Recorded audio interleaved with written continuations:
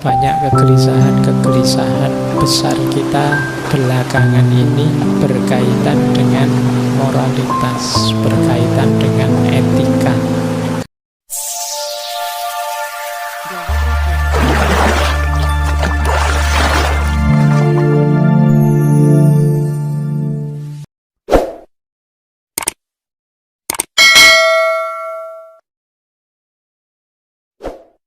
Bismillah, malam hari ini kita awali dari teorinya seorang filosof etika namanya Lorenz Kohlberg. Teorinya terkenal sekali, teman-teman yang dari tradisi psikologi atau teman-teman yang pernah belajar filsafat etika, insya Allah pernah mendengar nama ini. Kalau tidak ya paling tidak malam hari ini sudah mendengar.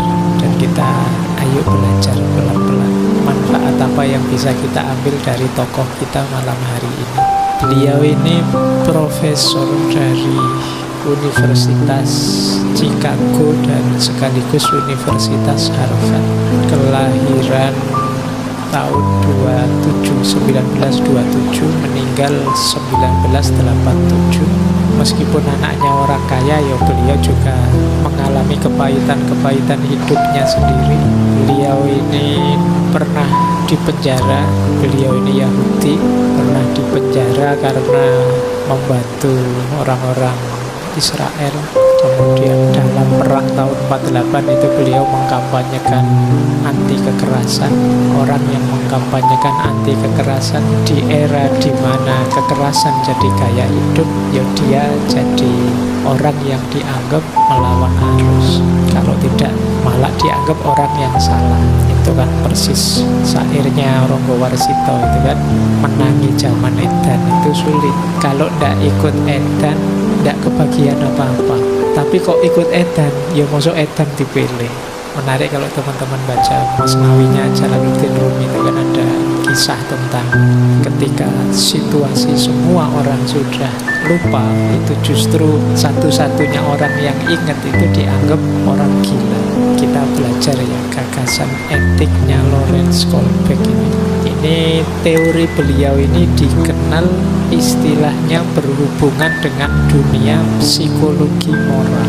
Jadi belajar tentang etik tapi dikaitkan dengan kondisi psikologis kita, kondisi kejiwaan kita. Nanti asumsi besarnya Lorenz Kohlberg ini jadi kondisi mental kita yang itu berubah, yang itu berkembang, itu berhubungan juga dengan perilaku moral kita. Jadi moralitas itu bertahap, berjenjang. Asumsinya Lorenz Kohlberg ya kondisi jiwa kita mempengaruhi perilaku moral kita. Makanya kalau ada orang kok kelakuannya gitu ya, atau orang itu kayak gitu kok dia merasa baik ya, itu berarti ya di situ level moralnya dia. Jadi tahap moralnya dia di situ. Kadang-kadang kan kita heran, menurut saya loh itu jelas tidak sopan, menurut saya itu jelas pelecehan, tapi kok dia merasa baik-baik saja ya, aman-aman saja ya, merasa ya memang seharusnya begitu. Nah kalau pakai teorinya Kohlberg ini, ya memang levelnya dia di situ, tingkatan moralnya dia ada di situ. Ya ini malam hari ini kita belajar itu biar kamu ndak heran dan juga ndak ngamuan juga kalau ketemu orang-orang semacam itu. Jadi kalau ada kelakuan-kelakuan yang ndak cocok sama kalian, tinggal disimpulkan saja, oh memang level moralnya masih di situ, kurang tinggi. Meskipun ya saya sarankan pertama-tama kalian sebelum ngejudge orang, menilai orang, nilai diri sendiri dulu. Kamu levelmu terus ada di mana? Ketika engkau menganggap orang lain standar moralnya rendah, nah standarmu terus ada di mana? Jadi malam hari ini kita mempertemukan kajian filsafat dan kajian psikologi. Kajian tentang etik itu kan cabangnya filsafat, cuma nanti kawin dengan kajian psikologi. Oke, saya mulai di sini. Ada 4 hal yang mempengaruhi perilaku moral kita. Jadi ini secara psikologis ya. Yang pertama apa? Sensitivitas moral, kepekaan moral. Orang itu beda-beda kepekaan moralnya. Ada orang yang melakukan perbuatan tidak baik atau menyakiti yang lain atau menyusahkan yang lain, tapi dia tidak sadar juga. Nah, itu nanti hubungannya dengan kepekaan moral. Ada orang yang sebenarnya yang dilakukan masih normal saja kok, tapi dia tidak enaknya luar biasa. Nah, itu hubungannya dengan kepekaan moral. Nah, ini yang pertama. Dan ini setiap orang pastinya beda-beda. Ada yang sangat sensitif, ada yang tumpul sama sekali. Yang kedua, penilaian moral. Kalau ini hubungannya dengan kecerdasan. Penilaian moral itu nanti nyambungnya dengan keputusan moral. Saya harus melakukan ini apa melakukan itu. Yang ini lebih baik, yang itu kurang baik. Saya milih yang lebih baik saja. Ini penilaian moral. Pikiran main. Saya habis dimaki-maki orang ini, enaknya saya balas maki-maki, saya diamkan saja, atau saya jelaskan baik-baik, atau saya rangkul dia. Ini kan pertimbangan-pertimbangan moral. Nah, itu pikiran yang main. Kalau sensitivitas tadi mungkin kepekaan perasaan, tapi penilaian ini banyak berhubungan dengan pikiran, akal. Ada yang menyebutnya pertimbangan moral. Jadi pikiranmu dipakai, jangan dikira kalau moral itu tidak pakai mikir.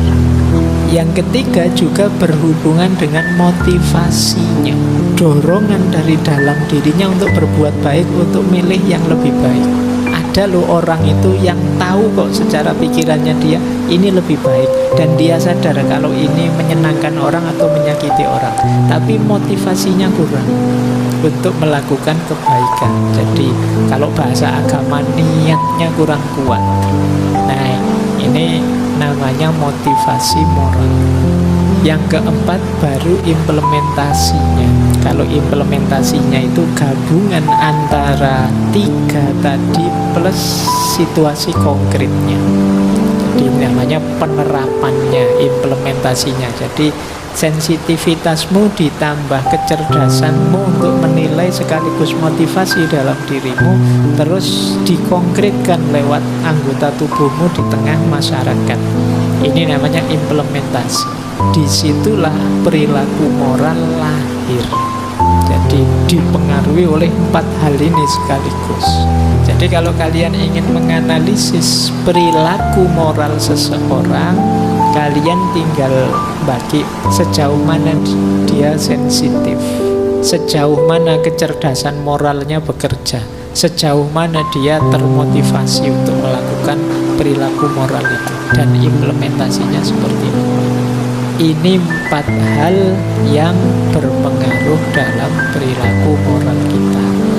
Ya, ini yang membuat setiap orang itu bisa beda-beda perilakunya. Karena apa?